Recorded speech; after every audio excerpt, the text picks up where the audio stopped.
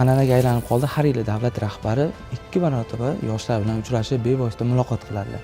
Bu yil ham mana yoshlar kunida yoshlar bilan uchrashib, biz mahalladagi yoshlar yetakchilariga asosiy vazifalarni belgilab berdilar. Albatta bu topshiriqlar faqat topshiriqligicha qolmayapti. Bugun biz ham o'zimizning mahallamizda yoshlarga zamonaviy kasblar va undan tashqari xorijiy tillarni o'rgatishni eng asosiy maqsadlarimizdan biri qilib olganmiz. Va mana shu yoshlar siyosatining mevalari, ya'ni kelajak kasblari loyihalarida ta'lim olgan yoshlarni o'zimizning mahallada ustoz sifatida, kichik tashkil qilgan markazimizda ustoz sifatida ish boshlashlariga zarur sharoitlar yaratib berdik.